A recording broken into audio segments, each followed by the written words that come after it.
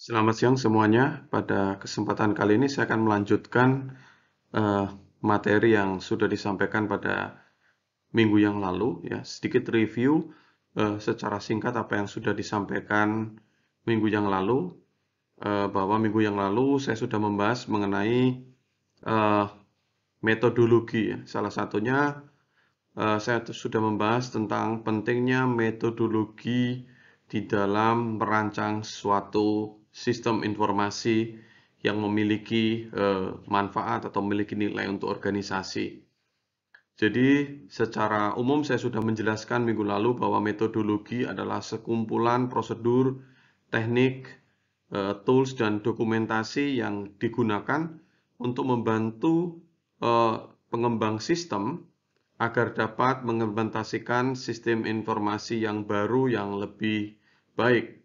Metodologi itu sendiri terdiri dari fase dan kemudian ada subfase yang akan mengarahkan pengembang sistem di dalam memilih teknik-teknik yang tepat, yang sesuai pada masing-masing tahapan pembuatan proyek dan juga memungkinkan para developer untuk dapat terbantu di dalam merencanakan, mengelola, mengontrol, dan mengevaluasi proyek sistem informasi. Metodologi menggambarkan suatu cara atau mengelaborasi atau mendeskripsikan cara untuk mengembangkan sistem informasi secara sistematis. Nah, jadi kalau kita bicara untuk pengembangan sistem informasi saja dalam skala yang kecil atau tidak berdampak, mungkin saja hal itu tidak diperlukan metodologi yang sangat sistematis dan terencana. Tetapi ketika kita berhubungan dengan pekerjaan yang kompleks, yang berdampak, yang berusaha memberikan value, berusaha nanti menghasilkan profit untuk perusahaan, dapat memenuhi kebutuhan masyarakat pengguna, maka metodologi pengembangan sistem informasi itu adalah sesuatu hal yang sangatlah penting.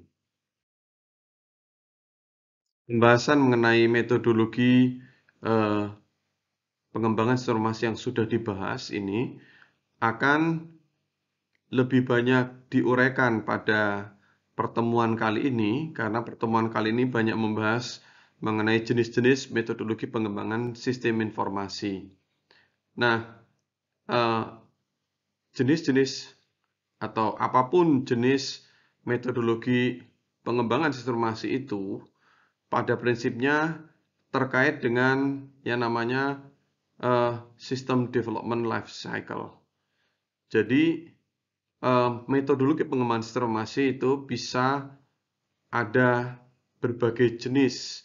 Namun dari berbagai jenis metodologi perancangan sistem informasi itu terdapat kesamaan-kesamaan. Misalnya di dalam setiap metode itu ada tahapan perencanaannya. Pada pengembangan metodologi itu ada tahapan desainnya, ada tahapan implementasinya, ada tahapan-tahapan semua yang lain itu, yang dimana tahapan ini namanya adalah System Development Life Cycle. Sehingga sebelum saya menjelaskan lebih lanjut mengenai metodologi pengembangan atau jenis-jenis metodologi pengembangan informasi ini, maka sebaiknya saya akan menjelaskan terlebih dahulu mengenai System Development Life Cycle. Jadi, System Development Life Cycle itu adalah tahapan dari pengembangan sistem informasi, step-step atau langkah-langkah pengembangan sistem informasi di mana metodologi apapun itu mengacu pada sistem development life cycle tersebut. Nah, secara lebih terperinci, sistem development life cycle itu adalah suatu proses yang menentukan bagaimana sistem informasi itu dapat mendukung eh, bagaimana kebutuhan bisnis itu bisa dijabarkan, bagaimana perancangan sistem bisa dilakukan, bagaimana mengembangkan sistem itu, dan bagaimana dapat mengantarkan atau memberikan atau eh, me- memanfaatkan pengembangan sistem itu di dalam aplikasi yang nyata yang dapat digunakan untuk masyarakat. Nah, pada tahun 2010 diperkirakan sekitar 2,4 triliun dolar Amerika itu telah digunakan oleh organisasi dan pemerintah untuk eh, pengembangan IT baik hardware, software maupun layanan untuk seluruh dunia. Sejak tahun 2010 tersebut hingga hari ini memang sudah banyak dihasilkan sistem yang sudah dimanfaatkan oleh masyarakat luas. Namun eh, meskipun demikian masih terdapat banyak kendala atau beberapa kendala di dalam delivery sistem informasi untuk dapat digunakan oleh masyarakat pengguna. Misalnya adalah bahwa mungkin saja eh, sistem informasi atau aplikasi yang dihasilkan itu sampai ke masyarakat pengguna itu dalam kondisi yang terlambat untuk dapat digunakan atau digunakan atau diterima masyarakat melebihi jadwal yang seharusnya telah direncanakan atau bisa juga biayanya itu lebih tinggi daripada yang telah direncanakan atau diharapkan sebelumnya. Atau ternyata eh, aplikasi yang dihasilkan itu memiliki fitur yang lebih sedikit daripada yang sebelumnya direncanakan. Nah, hal ini menunjukkan bahwa metodologi pengembangan informasi itu mungkin bisa saja belum benar-benar diterapkan. Karena jika metodologi pengembangan informasi ini diterapkan dengan baik, maka hal ini atau kelemahan-kelemahan yang tadi sudah disebutkan dapat diminimalkan atau dapat dikurangi dengan signifikan atau bahkan bisa dihilangkan. Nah, berikut ini juga adalah eh, diuraikan mengenai gangguan-gangguan pengembangan piranti lunak yang terjadi. Yang pertama adalah misalnya secara lebih detail ya, yang tadi sudah disebutkan adanya masalah-masalah di dalam jika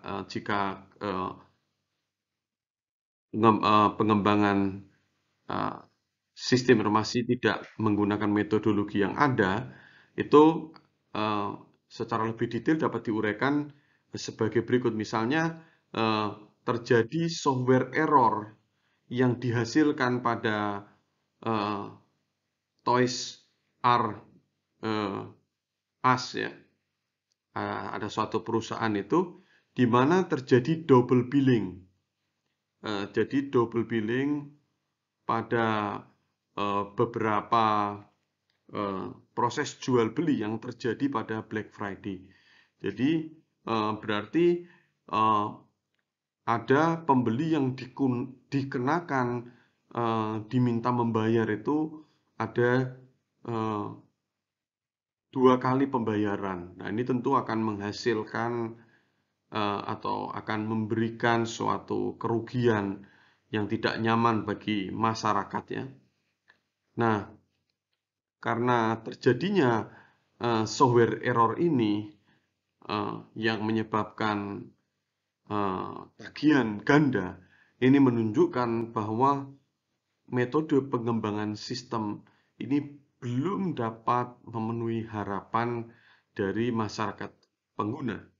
Dan ini tentu dampaknya cukup serius karena software error ini menyebabkan kerugian masyarakat dalam bentuk pembayaran atau tagihan yang eh, double atau yang ganda atau yang berulang sehingga hal ini tentu sangat merugikan.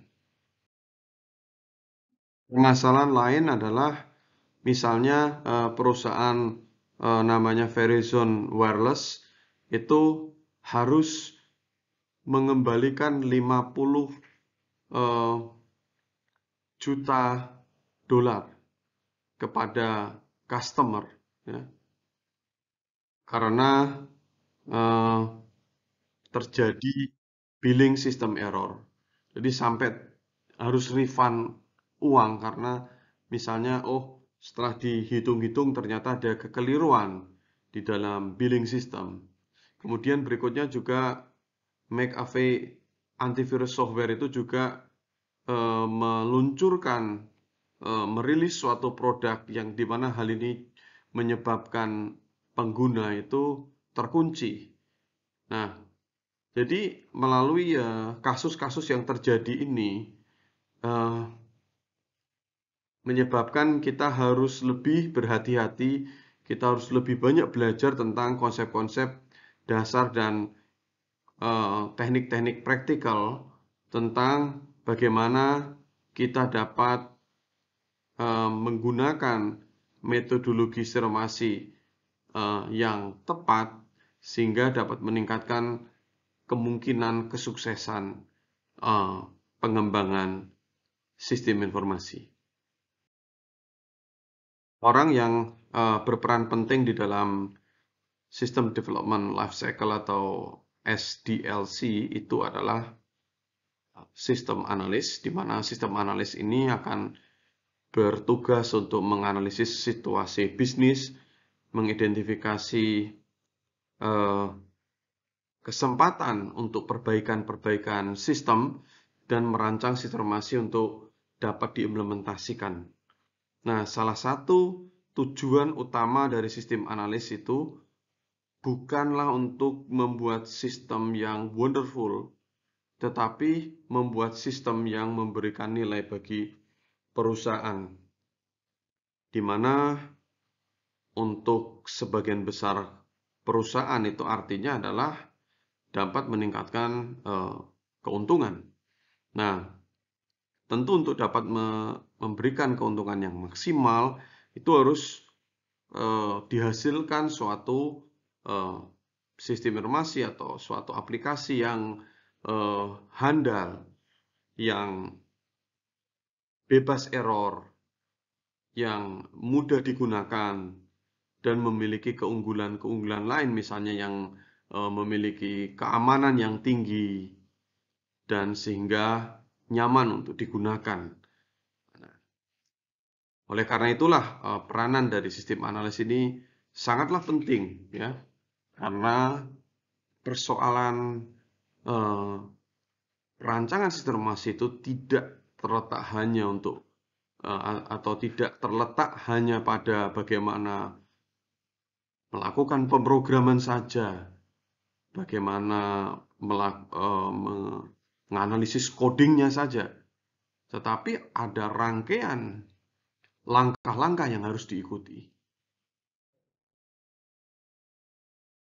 Ada banyak sistem yang gagal, itu misalnya sistemnya itu error atau sistemnya itu tidak mudah digunakan atau menimbulkan suatu masalah, itu sudah kemudian ditinggalkan, ya.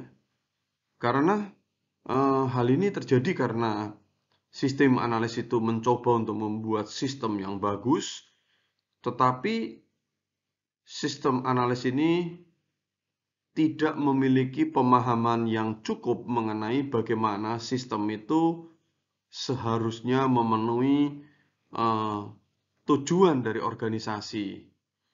Tidak terlalu memikirkan bisnis prosesnya itu seperti apa. Tidak memikirkan atau tidak mempertimbangkan secara detail mengenai hal-hal atau informasi-informasi penting tentang yang dibutuhkan dalam pengembangan sistem informasi untuk memberikan suatu value bagi perusahaan. Kita dapat melihat bahwa membangun sistem informasi itu mirip dengan membangun rumah, ya, di mana ketika sebelum membangun rumah itu, maka customer itu menyetujui perancangan rumahnya itu akan seperti apa. Dan kemudian pada akhirnya rumah itu nantinya dibangun mengikuti blueprint atau mengikuti perancangan yang ada, dan di mana kadang-kadang itu ada beberapa perubahan yang diusulkan oleh customer ya, sampai dengan pada akhirnya rumah itu bisa dibangun dengan baik. Berikutnya akan dijelaskan mengenai System Development Life Cycle, di mana SDLC itu terdiri dari beberapa fase utama. Yang pertama adalah fase planning, fase analisis, fase desain, dan terakhir adalah fase implementasi, di mana masing-masing fase ini terdiri dari serangkaian langkah, dan serangkaian langkah itu nanti akan bergantung atau akan menggunakan teknik-teknik yang ada yang digunakan untuk menghasilkan deliverable atau menghasilkan sesuatu yang diminta atau diminta untuk dapat dimanfaatkan oleh masyarakat pengguna. Bagian ini akan menjelaskan bahwa ada dua poin penting atau ada dua hal penting yang terkait dengan SDLC ini, yaitu yang pertama adalah bahwa kita harus dapat atau kita harus memiliki general sense atau pemahaman dasar pada setiap fase pada SDLC dan langkah-langkah di mana project IS itu bisa bergerak atau bisa berpindah antara fase yang satu dengan fase yang lain, dan selain itu apa saja teknik-teknik yang digunakan untuk menghasilkan deliverable pada tahapan-tahapan tersebut. Jadi pertama kita harus tahu fase dan langkahnya apa, dan kemudian teknik yang digunakan itu apa. Ya, fase, langkah, dan teknik. Itu yang pertama. Yang kedua, kita harus memahami juga bahwa ketika kita mempelajari tentang SDLC atau ketika kita mengimplementasikan atau ketika kita akan mengalami SDLC itu, maka itu adalah suatu proses yang merupakan gradual refinement, di mana pada setiap tahapan itu nanti akan ada suatu perbaikan-perbaikan yang akan menuju pada akhirnya nanti menghasilkan sistem informasi yang semakin lebih baik.